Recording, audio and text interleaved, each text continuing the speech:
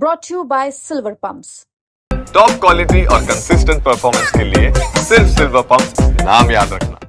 और जो पिछले बजट में जो बात आई थी उसी को दोहराने की बात इन लोगों ने किया है। ट्रेन रेल का भाड़ा महंगा होता जा रहा है,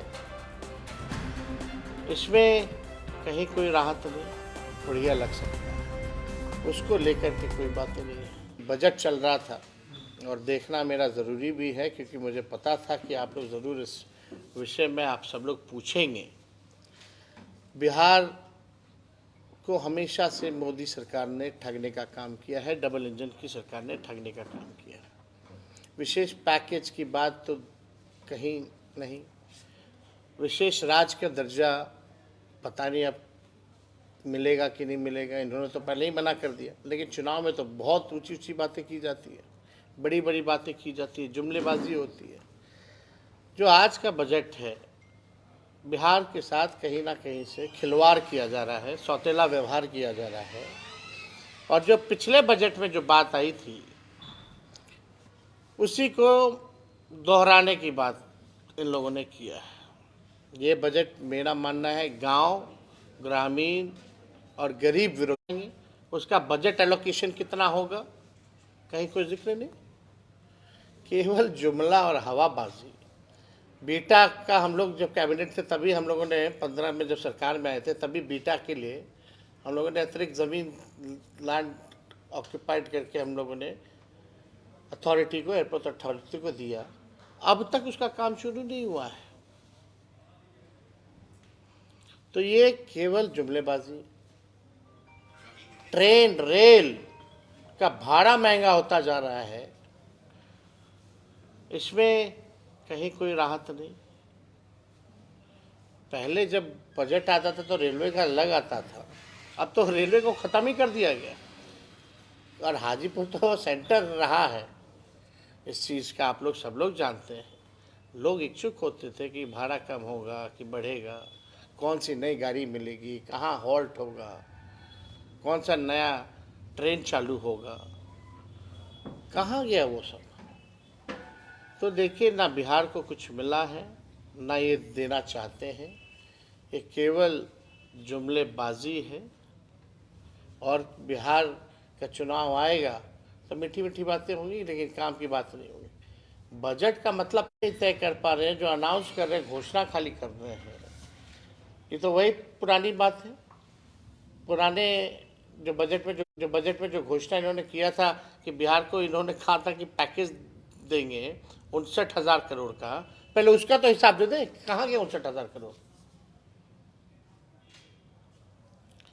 59,000 करोड़ तो पुराने 10 सालों का जो काम गिनाया हुआ उसी को रिपैकेजिंग करके केवल घोषणा इन लोगों ने करने का काम किया, कोई हिसाब किताब नहीं।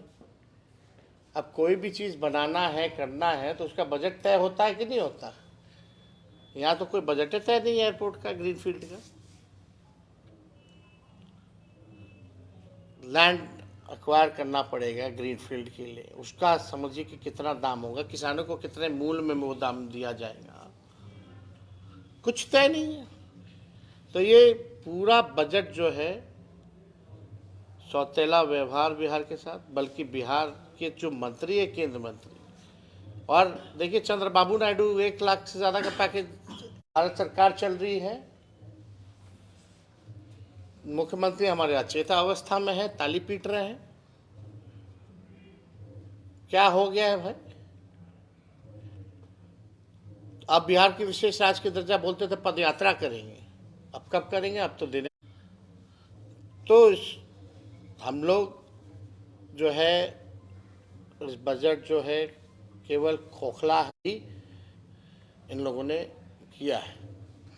तो और कोई अगर आप लोगों का सवाल होगा तो पूछ सकते हैं। संवाद हुआ, मतलब किस तरीके की बात हुई, क्या फीडबैक मिला? तो हम तो बता भी किए ना, जो उसी फीडबैक के अनुसार तो हम लोग तो घोषणा कर रहे हैं। उम्मीद रखते थे केंद्र सरकार से जो पेश हुआ है। अरे बिहार गरीब राज्य है, हम लोग लगातार इस मांग कर रहे हैं कि बिहार को स्पेशल पैकेज, स्पेशल स्टेटस मिलना चाहिए।